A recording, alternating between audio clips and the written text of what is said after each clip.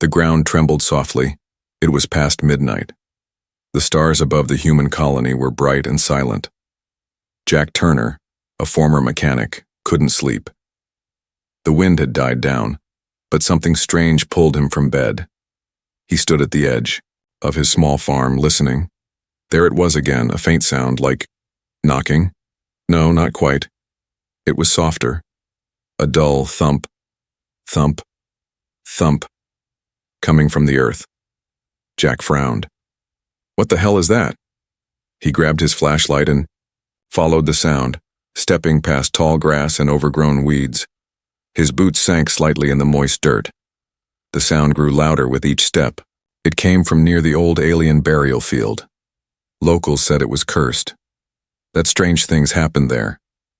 Jack never believed in curses, but tonight, the ground moved. He dropped to his knees and pressed his hand against the soil. He felt it. A tremble, a pulse, thump, thump, thump. When someone's under there, he whispered. His breath caught in his throat.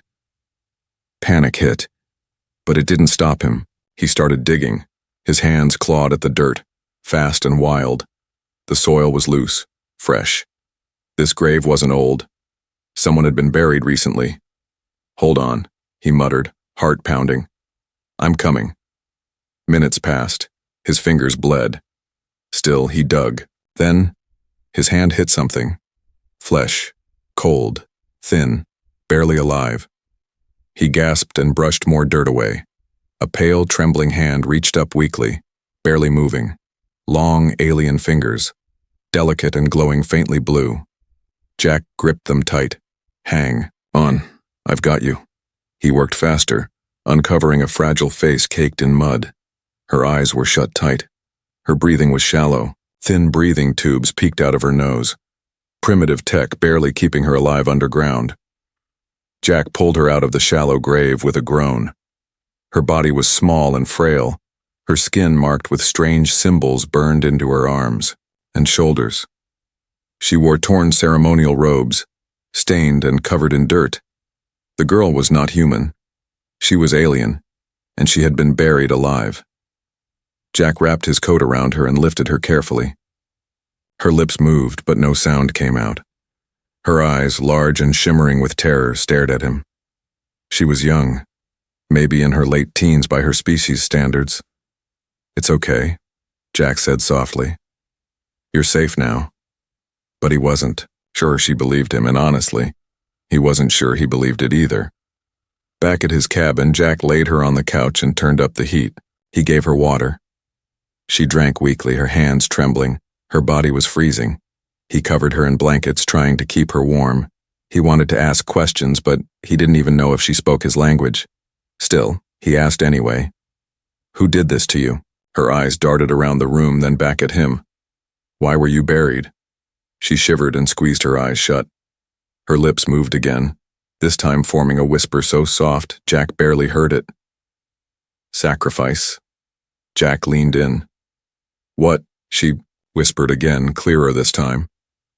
Sacrifice. Me. Jack's face went pale. She had been buried as a sacrifice. But for what? Jack sat back, staring at the alien girl as she tried to sit up, weak and scared. Who would bury someone alive like that? He remembered stories. Ancient alien tribes that once lived near this area believed in rituals to please their gods. But those were myths, right? He stared at the girl. She didn't look like a monster. She looked like someone who had been through something horrible. Her eyes held a pain that was hard to describe. He poured her more water. You're safe now, he said again. No one's going to hurt you. But deep down, he felt uneasy. If someone had gone through all that trouble to bury her alive, they probably wouldn't give up easily. And Jack had just ruined their ritual. What if they came back? What if she was never meant to survive?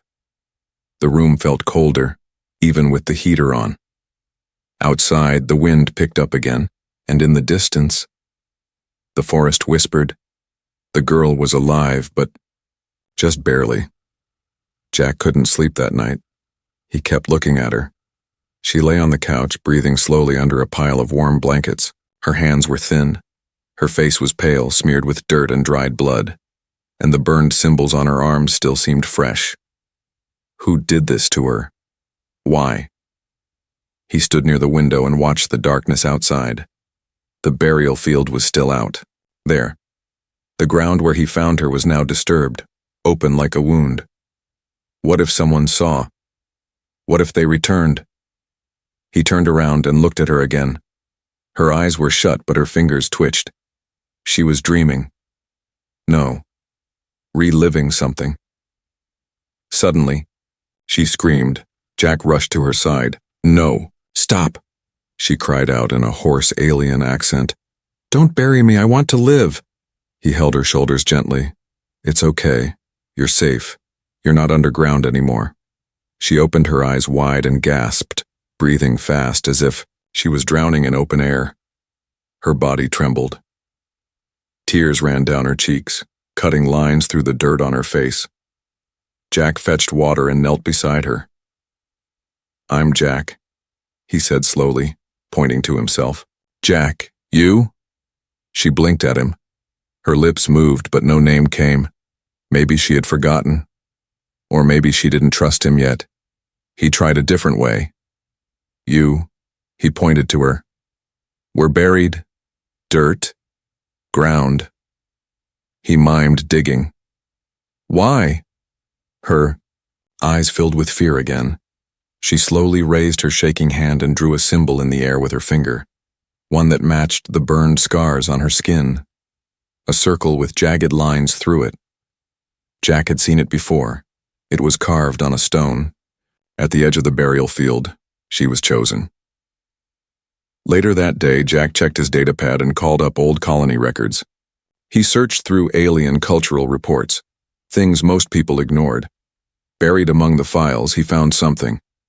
The Hollow Sacrament, a cruel ritual practiced by a now vanished alien sect. The chosen were buried alive during a dry season, to please their rain gods. They believed only death could bring storms. Most sacrifices were females young and never seen again. Jack's blood went cold. She had been left to die for rain. But there was no rain, only silence. And now she was alive. In the evening, Jack brought her some soft bread and warm broth. She ate like someone who hadn't had food in days. Her hand still shook. She winced when she touched her arm, burned skin beneath the sleeve. "Does it hurt?" Jack asked gently. She looked at him, then nodded slowly. He left and returned with healing cream. As he cleaned her arm, she winced but didn't pull away. He noticed something else under the burned skin. "Tiny metal fragments. Implant?" he whispered. No. It wasn't tech. It was glass.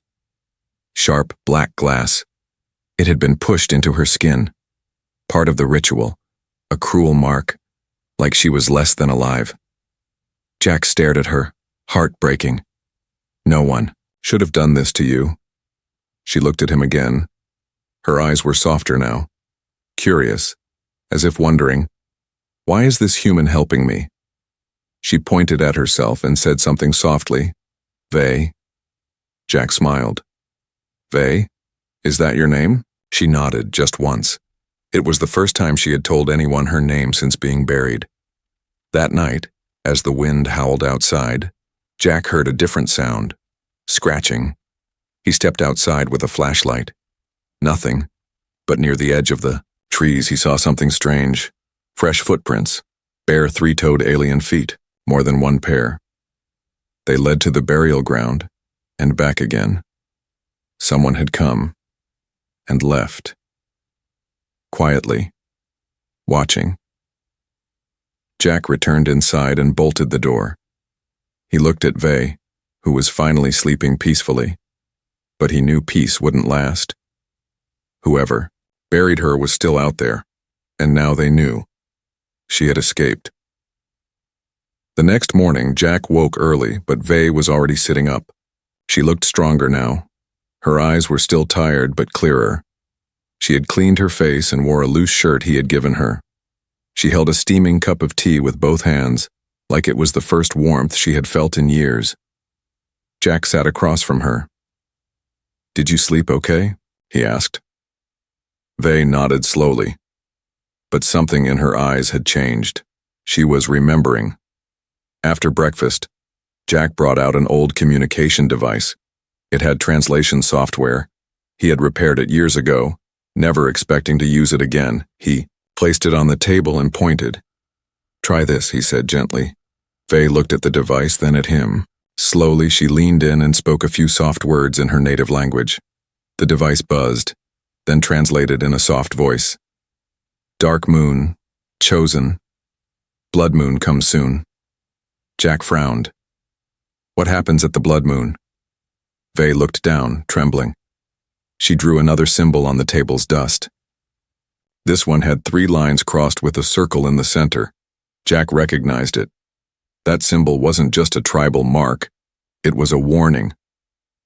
He pulled up his tablet and scrolled through alien reports again. A file caught his eye. The forbidden. Ritual blood moon offerings. During the red moons, the forgotten sect chose one girl as a divine sacrifice. The chosen was buried alive under specific star signs. If the burial failed, the gods would become angry. To prevent destruction, they would return, and this time, kill everyone who helped the defiled one. Jack looked up from the screen. "You mean they're coming back?" Vey slowly nodded. "They'll kill anyone who touched you," he said aloud. The translator replied, "Yes, they come to finish what failed." Jack stood up. "Like hell they will." That afternoon, he took Vey for a short walk outside. She limped slightly, but the sun warmed her pale skin. She looked around nervously, as if expecting shadows to move. As they reached the edge of the woods, she stopped. Her eyes widened. Her lips parted slightly. She pointed to the trees. Jack turned. At first, he saw nothing, but then, up high, carved into the bark of an old tree, was the same symbol burned into Vey's arm. "They were here," he muttered. Vey shook her head. She pointed again, this time down. In the soil, fresh carvings. Not from animals, not from machines. Claw marks. Not just watching, marking, claiming. They rushed back to the cabin. Jack grabbed his tools, an old plasma cutter, a shock rifle, and motion sensors. He wasn't a soldier, but he wasn't stupid either. Vey watched him in silence. "You know them, don't you?" he asked, breathing hard. "The ones who buried you. You knew they'd come again?" Vey stood and walked to the translator. "I was not the first. I was the last. The rain never came. The elders grew afraid. They said the gods were angry. They buried me deeper, alive, alone."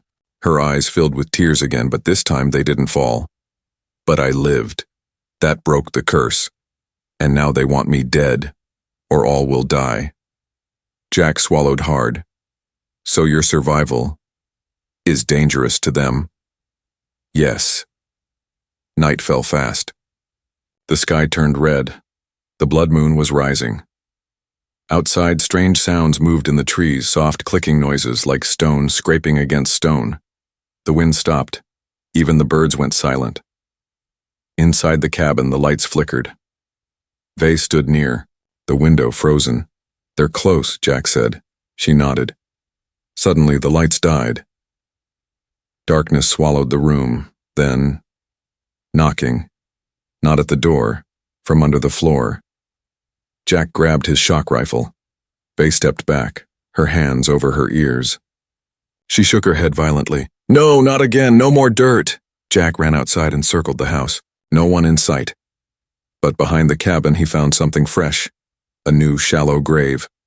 Half dug. Waiting. His name was scratched in the dirt. They weren't just coming for Vey.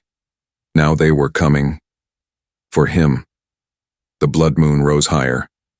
Red light washed over the trees like fire.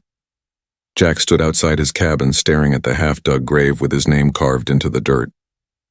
The air was cold. Still. Too still.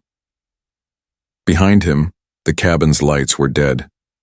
Inside, Vey sat near the fire Jack had started. Her hands gripped the edge of the couch. Her breathing was shallow, like she knew something was coming. And it was, getting closer. Jack looked into the trees. They looked back. Dozens of glowing yellow eyes blinked from the forest edge, high up, low down, and some between branches that should never have held any weight. They didn't blink like animals, they didn't move like people, they just watched. "Come out," Jack shouted. "I know you're there." No answer, only silence. Then the wind blew, and it sounded like whispering. Jack returned inside and bolted. The door. "They're watching," he said. "They're waiting for something." Vey stood and moved to the translator. "They wait for fear, for weakness, for darkness." She paused, eyes wide. "If we show fear, they come." Jack gritted his teeth. "Too late, I'm already angry." He set up motion sensors by the windows, turned on every backup battery he had. The heater hummed weakly, the lights flickered once, and held steady. Vey paced the room, then pointed to the floor. "The knocking. It is how they call the dead." Jack frowned. "You mean they were calling for you last night?" She nodded slowly. "They want to drag me back." Jack shook his head. "Not happening. Not while I'm breathing." An hour passed. The forest outside made no sound. Jack checked the sensors. One was down. Cut clean. Not chewed. Not broken. Sliced. He stepped out the back door with his shock rifle raised. His breath came out in white clouds. The trees loomed tall, and the red moon cast twisted shadows on the ground. Something moved between them. Quick. Too quick. He turned sharply, aimed. Nothing. Then he heard it. A whisper. But not in any language he knew, and not from one voice. From many. He took a step back. That's when he saw it. A figure standing 10 feet away. Tall, wrapped in dark, wet robes, its face hidden under a bone mask. One hand raised, pointing. Behind it, others stepped into the moonlight. All dressed the same. All staring at him with glowing eyes behind masks. And all silent. Jack ran back inside and slammed the door shut. "They're here," he said. "Not just watching, they're ready." Vey clutched the translator. "They are the hollow priests, the ones who choose the sacrifice." Jack loaded his shock rifle again. "They chose wrong this time. They do not leave without blood." She looked out the window, her voice lowered. "They will take you, because you broke their ritual." Jack stared at her. "Then we break it again." Suddenly, boom. Something hit the side of the cabin hard. Wood cracked. Dust fell from the ceiling. Another hit, on the back wall, then another, surrounding them. Jack looked through the peephole. A tall, masked figure stood at the front, holding something in its hands. Bones. Human bones. Alien. They were burned black. It raised them slowly. And the knocking began again. Not from the floor this time, from the walls, inside the wood, inside the very structure of the home. Jack's voice shook. "How the hell are they inside the walls?" Vey whispered. "They do not need doors. They live between shadows." Jack turned toward her.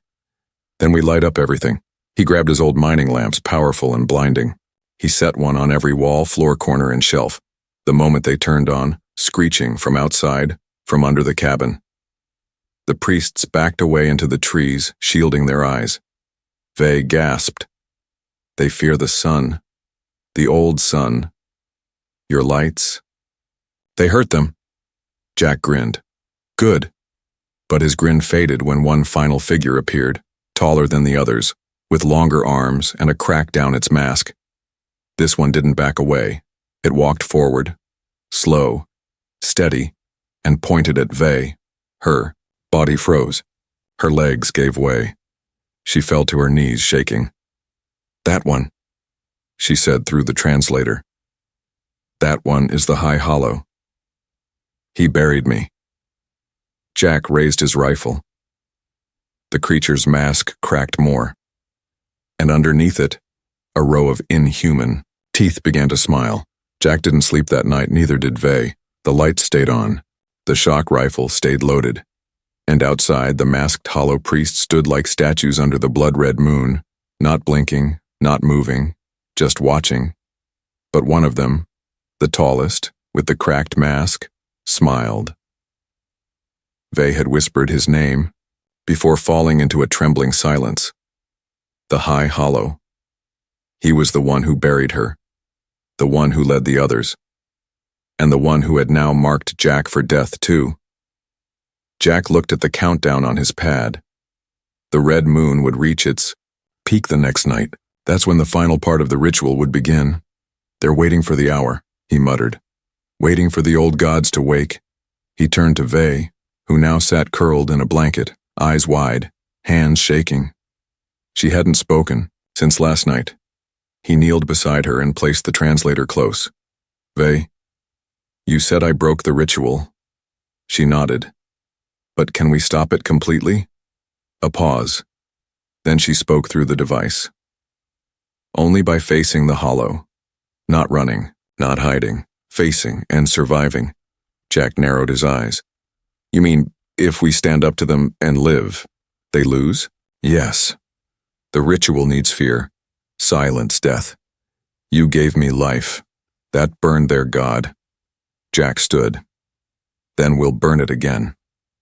The next morning, Jack went into his old shed and dug out what was left of his survival gear. Solar flares, old mech armor plating, even a broken drone with a spotlight still functional. He wired everything together. Outside, the hollow priests didn't move. They stayed just beyond the tree line, silent, patient, hateful.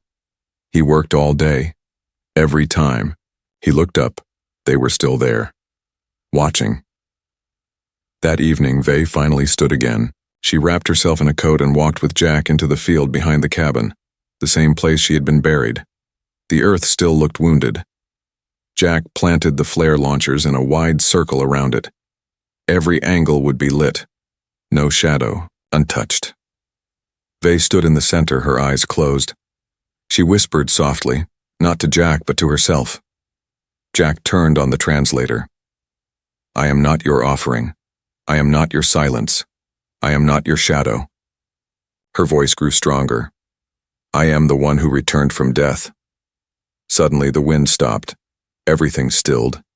Then, a deep, ancient horn blew from the forest. It was not made by any mouth. It sounded like the earth itself was calling. The blood moon was at its highest. The hollow priests stepped into the clearing, one by one, dozens, then hundreds, all in dark robes, bone masks, and moving without sound. They circled Jack and Vey, never touching, just slowly closing in. Their symbols glowed faintly red under the moon. At the center, the High Hollow stepped forward.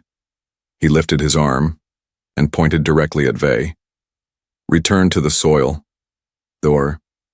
Translator crackled. Break the world no more. Jack raised his rifle.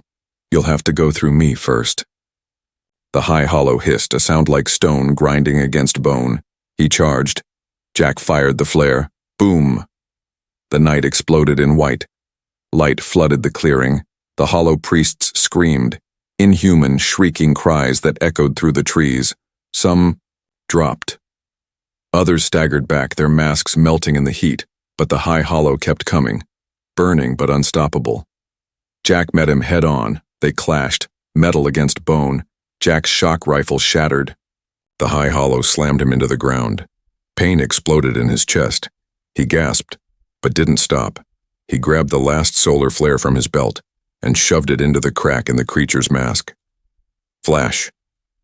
The mask exploded. Underneath, nothing but black smoke and hollow light. The creature screamed, then burned. Ash fell like snow. The rest of the priests froze. Then, one by one, they collapsed into dust. The blood moon cracked and slowly faded from red to white. Jack sat up slowly, blood on his lips. Vey ran to him, eyes full of shock and something else. Hope. She knelt beside him and whispered, You broke their god again. Jack smiled weakly. Good. He was ugly. Anyway, they laughed just a little. The wind returned, and for the first time in years, rain began to fall. Rain fell hard through the night, soaking the ash-covered clearing. Jack sat under the porch, bleeding, battered, and breathing heavily. Vey knelt beside him, holding a cloth to his wounds. The hollow priests were gone. The blood moon had passed. But the battle wasn't over, not yet. As the wind howled and lightning cracked above, a strange sound returned. A heartbeat. Thump, thump, thump. Jack looked up. "Do you hear that?" Vey's face went pale. She turned toward the field, and her body froze. The ashes in the center of the clearing began to shift. Slowly, they lifted, then rose into the air, swirling like smoke drawn into the sky. And then it took shape. Not a hollow priest, not a masked creature, but something older, something vast. A towering black figure, made of wind, smoke, and rage. It had no face, just a wide, jagged crack for a mouth. Its voice sounded like screams layered over thunder. The ritual tie was not broken. It was interrupted. The gods themselves had come. Jack pulled himself up, holding his side. "What the hell is that?" Vey didn't move. She stared ahead, her hands trembling. "It is the Old One, the god they worshipped, the one who demands silence, the one who lives in graves."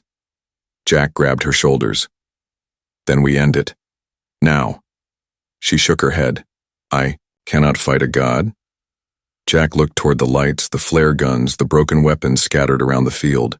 He didn't have strength, he didn't have a plan, but he had defiance. He shouted into the rain, "You want your ritual? You want your silence? Too bad." The storm screamed louder. The god stepped forward, every footfall shaking the earth. Vey stepped in front of Jack, barefoot, unarmed, wet hair clinging to her face, her robe soaked. She stood straight and firm. "I was the sacrifice." She looked up at the dark figure. "But I lived. And I choose to keep living." The creature roared, shaking the trees, ripping dirt from the ground. "Then you are cursed. All who touched you shall return to the soil," Jack coughed. "Guess I'm already halfway there." The god raised a long black hand, shadow and fire curling from its claws, and then Vey did something no one had done before. She stepped forward. "You only exist because they feared you," she said calmly, "but I'm not afraid anymore." She opened her arms as if inviting the storm itself to strike her. The god hesitated, just for a second. And in that second, Jack launched the drone. The old broken flying machine rose into the air, its spotlight flickering. It wasn't much, but it was light, and gods of shadow cannot live in light. The beam struck the god in the chest. It screamed, a horrible, earth-ripping howl. Jack tossed a solar battery under it and fired the last flare. Boom! A chain reaction exploded in white. Vey and Jack were thrown back. When they opened their eyes, the god was gone, the earth was silent. The ritual had failed. For a long time they didn't speak. They just sat in the field, soaked and shivering, watching as dawn finally broke. Birds returned. The sun touched the wet grass. The clouds began to part. Vey turned to Jack. "They will not come back." Jack looked at her. "Not ever?" She smiled faintly. "The gods only live where hope dies. You gave me hope. That ended them." Jack laughed weakly. "Good. Because I'm out of flares." Later that day, Jack buried the broken flare launchers and the melted masks. Vey helped him. They didn't talk much, but their silence wasn't fear. It was peace. When night came, no red moon rose, no shadows watched, no knocking came from the ground, only the soft rustle of wind in the trees. And a girl who was once buried alive, now sleeping safely, wrapped in blankets beneath a human roof. The days passed quietly. For the first time in years, it rained steadily across the dry land. The rivers swelled. The plants turned green again. And the people of the colony, both humans and aliens, began to wonder what had changed. But Jack Turner didn't speak of gods or rituals or the hollow priests that once stood in the woods. He only said one thing. She lived. That's what changed everything. Faye sat on the porch, her feet resting on warm wooden planks, watching the sun set. Her skin, once cold and pale, had begun to glow with gentle color. The scars on her arms had faded, though not completely. Jack had offered to remove them, but she refused. They remind me that I was not finished. She wasn't afraid of the earth anymore. She walked barefoot in the garden. She touched the soil, planted small flowers, and even helped Jack fix the broken water lines. She laughed sometimes, and sometimes she cried, but never from fear, from relief. One morning, she found Jack hammering wood by the edge of the field. He was building something. She tilted her head. "What is this?" Jack stepped back, wiping sweat from his brow. "A marker."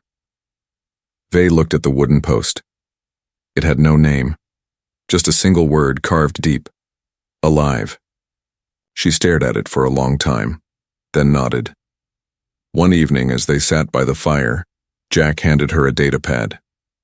"It's your choice," he said. On the screen was a transport list.